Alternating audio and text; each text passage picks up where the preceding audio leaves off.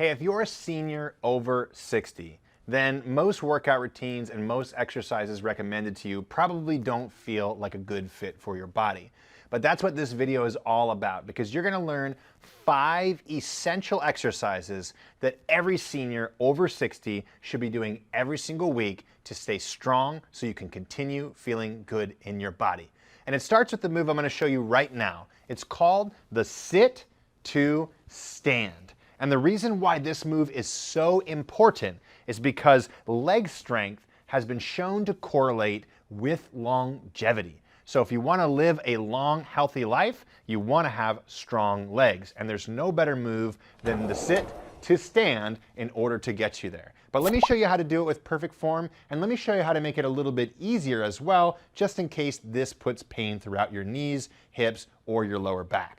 So to start, you can do this in a standing position with your feet right underneath your hips, slightly turned outward like this. This is going to help put the pressure on the hips and take the pressure off of your knees. Now from there, we're going to shift the weight back to our heels and push our butt backwards. The way I like to think about initiating this motion is I imagine I'm trying to close a door behind me with my butt or something like that. So push your butt backwards like this. That's going to help load the hips and the glutes.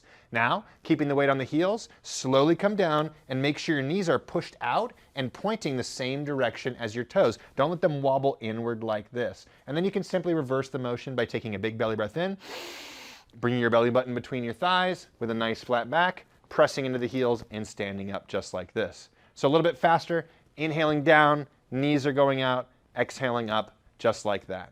If that's too hard, you can put your hands on your knees as you come down and use your arms for support to help you get into and out of the bottom position of the sit to stand, just like that. And if that's still too hard and standing up from a chair is really challenging, one of the best ways to build the strength in your lower body so you can eventually do this is to keep your feet in the same position. But this time what we're going to do is we're just going to push our feet into the ground like this, feel the muscles of the thighs squeezing, hold for a second or two, and then relax. So instead of doing full sit to stands, you can just do an isometric contraction like this, which again is going to build the strength of those muscles safely without risking hurting your joints. So make sure you do sit to stands every single week, ideally a few days a week, in order to strengthen your legs so you can move your body freely for as long as possible. Okay, the next move you want to practice every single week is going to help you improve your gait, your ability to walk correctly, and it's also going to strengthen your core in what's called a contralateral fashion. This is so much better than doing things like crunches and sit-ups for real-world core strength, like walking up and down stairs, carrying groceries, and moving your body freely throughout your day. So what you're going to do is find a nice sturdy chair or countertop like this. You're going to place your hands on the chair. Oh, and by the way, if it hurts your wrist to put your hands like this, bring your hand to the outside like this and allow your knuckles to point more down. This means it's less of an angle than doing something like this. Usually it's a lot more comfortable on your wrists. Now come back to a plank position by stepping backwards. What we want to do is we don't want to let the butt stick out and our back to arch like this. And we don't want to let our butt to sag and our back to arch like this. Both of those mean we're not properly activating your core and could risk your lower back getting hurt, okay? So from there, we're going to squeeze the glutes and tuck the pelvis and keep it there the entire time. Now in this position, with a nice tall posture, you're going to lift one knee up and then bring it back down. Just like you're marching in a slow and controlled manner. We want to do this very slowly at first until we feel more comfortable, and then we can pick up the pace and go a little bit faster, just like this. Just make sure you maintain good postural alignment the entire time, and you find a nice steady breathing rhythm as you go back and forth from side to side. Then right after your high chair marching, you can do one of my favorite lower body movements called the supported reverse lunge. Now this is really great because we're going to be isolating one side at a time, so it allows you to spend more of your focus on making sure you're doing this with perfect form on just one leg at a time. So what you're going to do is stand right in front of a chair like this and use the chair for support, not necessarily to really use a lot of strength to help you do this movement, but more for balance and making sure you're doing this with good form. Now what you're going to do is you're going to lift one leg and you're going to kick it backwards like this as you begin to bend this front leg, the knee through the front leg. I'm going to keep the weight on my heel right here, and I'm going to allow myself to go down as deep as I feel comfortable. Now for some of you, it could mean this, right? Just a step backwards, and we're going to drive into the heel and squeeze the glute to come forward. That's totally fine if that's all the range of motion you can handle. Over time, you can try to go a little bit deeper by bending the back knee a little bit more and a little bit deeper until the point where we can kiss the ground with the back knee and then stand back up. But it's really important to focus on something here with lunges and reverse lunges in particular. This is not a movement where I'm focusing on using my back leg as much as possible. It's a movement where I'm focusing on using my front leg as much as possible.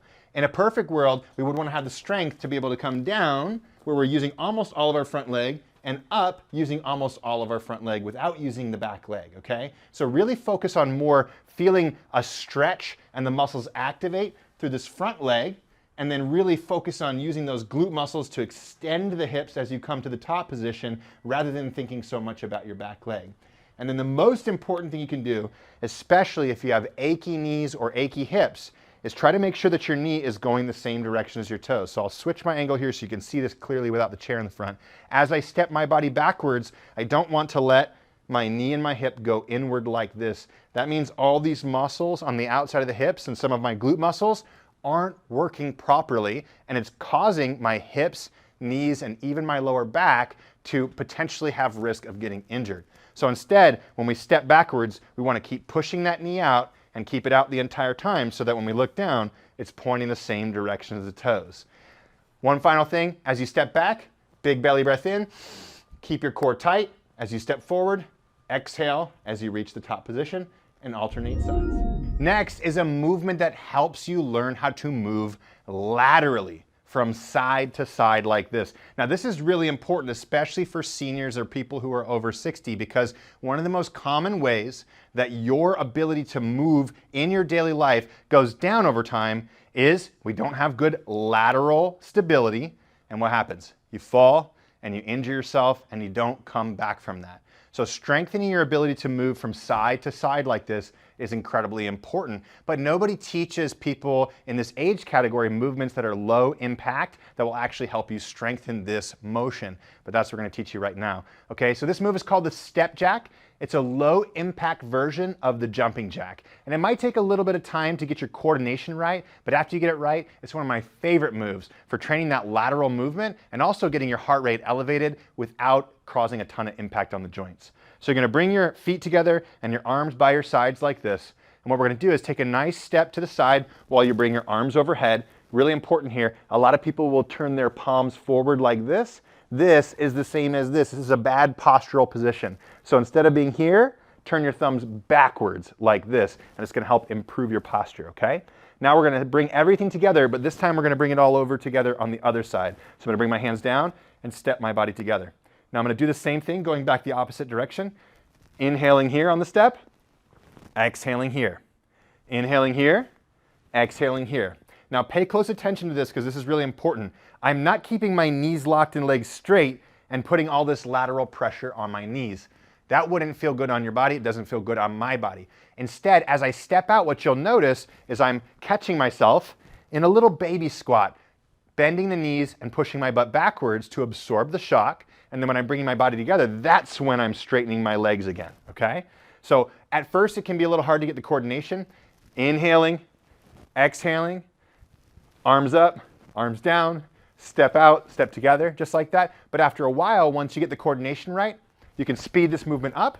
And like I said, it can be a fantastic movement for strengthening this lateral movement and also getting your heart moving really fast. And finally, let's not forget the upper body. And one of my favorite movements for the upper body is the king of all upper body movements, the push-up, just like this. But don't worry, I'm not gonna make you do that movement. It's much too challenging for most people who are seniors or over 60. But there's a great way to work all of those same muscles in a way that you can control the tension necessary to do the movement, okay? And this is a great one because you can do it in a seated position too.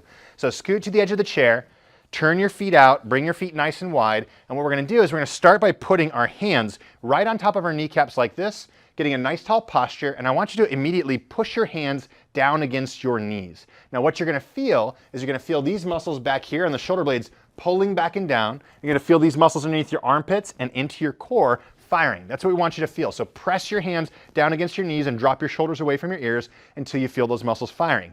Now next, you're going to bow forward from the hips while you press your hands down and forward. And what you're gonna feel is the same muscles as if you were doing a push-up, okay? And you're using your core muscles to control how much tension is required to do this movement. Then you're gonna press your hands against your knees and fight it with the core until you extend your arms fully like this.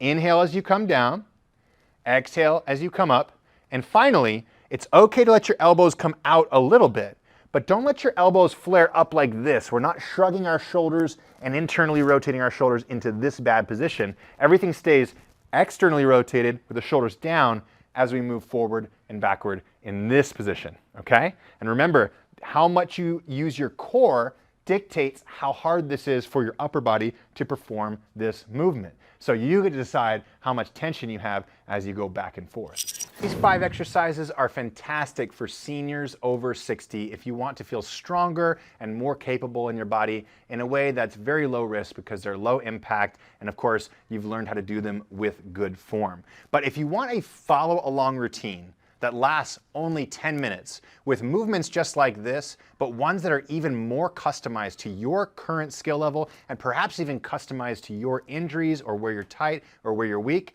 well, that's what we do at WeShape. We build customized follow-along routines with movements that meet you where you're at so you can get stronger and you can live longer. If you want to try 2 weeks of 10-minute routines out 100% free, all you've got to do is click the link below.